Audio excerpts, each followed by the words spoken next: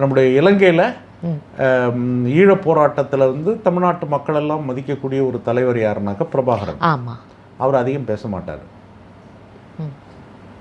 பேட்டி கொடுக்குறதோ மற்றது ஆரம்ப காலத்தில் இருந்து அது ஒரு தலைமறைவு இயக்கம், அது வேற விஷயம். உலகத்தில் பல தலைவர்கள் அப்படி இருப்பாங்க, சிலருடைய இயல்பு இருப்பாங்க. பேச்சு என்பது அர்த்தமற்றது, செயல்னு சில நினைக்கலாம்.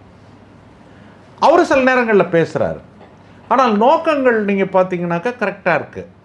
நோக்கங்கள் வந்து ஒரு குறிப்பிட்ட ஒரு ஆரம்பத்தில் எதெல்லாம் அவர் செய்யணுங்கிறாரோ அதை செய்கிறாரு. சொல் வேண்டுமா செயல் வேண்டுமா அப்படிங்கிறது மெயினாக வருது.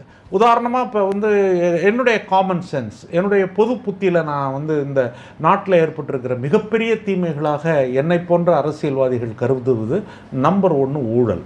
ஓகே. 2வது வந்து போதை மதுக்கு அடிமையாகும் நிலைமைகள். இது ரெண்டிலிருந்து தமிழகத்தை மீட்டுவிட்டால் யாருக்கு எந்த பண உதவியும் அரசாங்கம் செய்ய வேண்டிய அவசியமே கிடையாது.